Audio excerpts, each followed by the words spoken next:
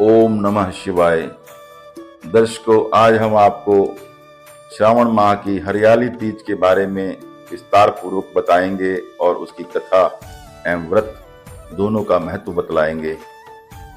श्रावण माह के शुक्ल पक्ष की तृतीया तिथि को हरियाली तीज मनाई जाती है।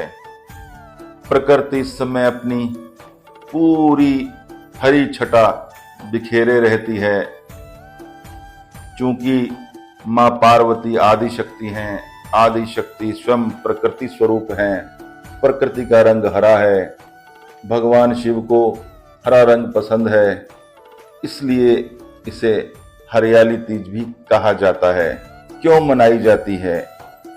कहते हैं माँ पार्वती ने भगवान शिव को पति रूप में पाने के लिए कठोर तप किया।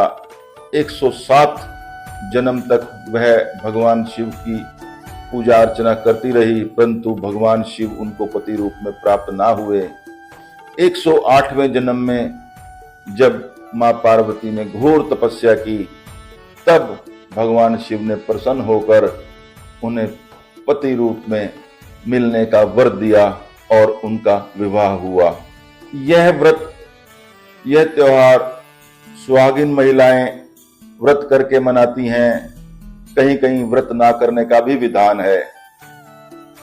इस दिन सुहागिन महिलाएं नए नए वस्त्र पहनकर, खास तौर पर हरे वस्त्र पहनकर 16 श्रृंगार करती हैं, चूड़ियां धारण करती हैं, हरे रंग की मेहंदी लगाती हैं और भगवान शिव और मां पार्वती की पूजा अर्चना करती हैं। उन्हें 16 श्रृंगार भेंट करती हैं, रात्रि जागरण करती हैं, आपस में समूह में मां पार्वती के गीत गाती हैं, श्रावण के झूले भी झूलती हैं।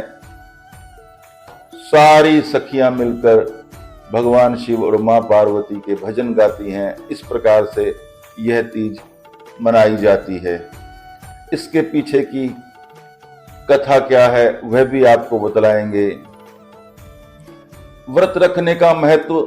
सुहागिन स्त्रियां यह व्रत अपने पति की लंबी आयु के लिए, घर में सुख समृद्धि के लिए और अपने दाम्पत्य जीवन की खुशहाली के लिए रखती हैं।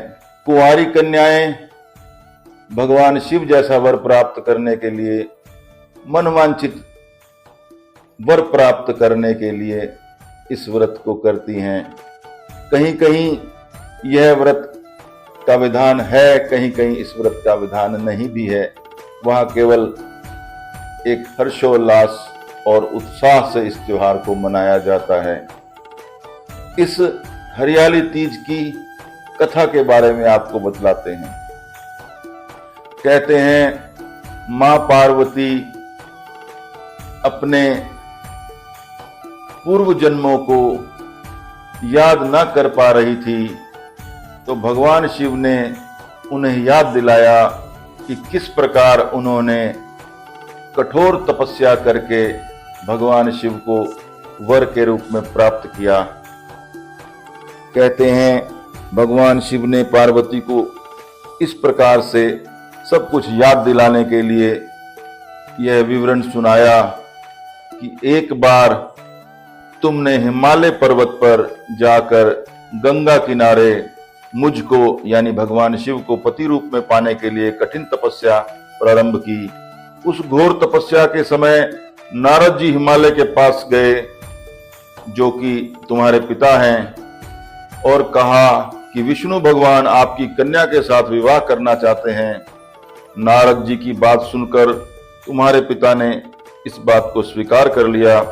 फिर नारद जी विष्णु जी के पास गए और कहा कि आपका विवाह हिमालय ने पार्वती के साथ करने का निश्चय किया है, आप इसकी स्वीकृति दें। नारद जी के जाने के पश्चात तुम्हारे पिता हिमालय ने तुम्हें भगवान विष्णु के साथ विवाह करने के लिए हामी भर दी और इस विवाह का संबंध उन्होंने तय कर दिया।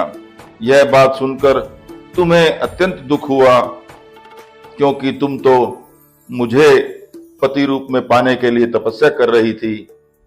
तुम्हारी एक सखी के द्वारा दुख का कारण पूछे जाने पर तुमने कहा कि मैं इधर भगवान शंकर के साथ विवाह करने के लिए कठिन तपस्या कर रही हूँ और उधर हमारे पिताजी विष्णु जी के साथ मेरा संबंध करना चाहते हैं। मेरी प्रिय सखी, तुम मेरी सहायता करो, अन्यथा मैं प्राण त्याग दूंगी। सखी ने तुम्हें धीरज देते हुए कहा, मैं तुम्हें ऐसे वन में ले चलूंगी कि तुम्हारे पिता को पता भी ना चलेगा। इस प्रकार तुम्हारी सखी तुम्हारी सम्मति से तुम्हें घने जंगल में ले गई।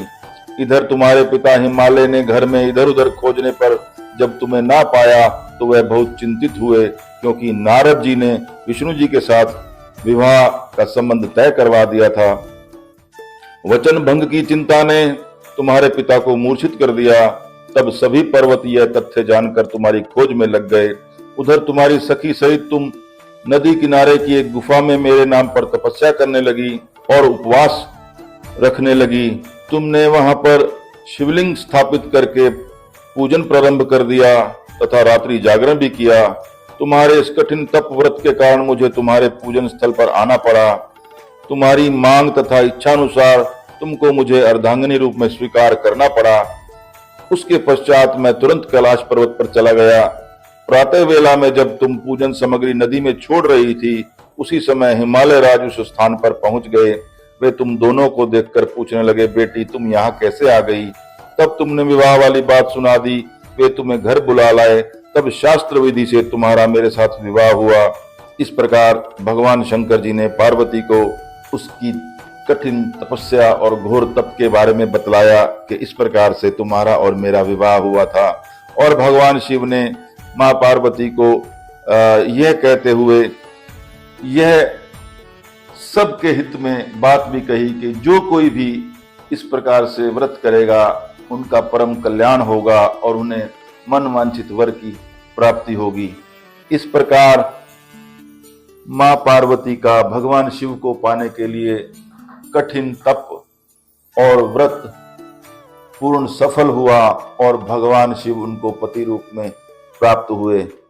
जो सुहागिन स्त्रियां इस व्रत को रखती हैं व कुंवारी कन्याएं इस व्रत को रखती हैं, निश्चित रूप से उनके सौभाग्य में वृद्धि होती है, मनचाहा वर प्राप्त होता है और जो सुहागिन स्त्रियां हैं उनका दाम्पत्य जीवन खुशी खुशी बीतता है। वह शिव और पार्वती की तरह रहते हैं। बोलो भगवान शंकर की जय। ओम नमो शिवाय। इस प्रकार यह हरियाली तीज की कथा संपूर्ण हुई। बोलो शंकर भगवान की जय। बोलो मैया पार्वती की जय। ओम नमः शिवाय।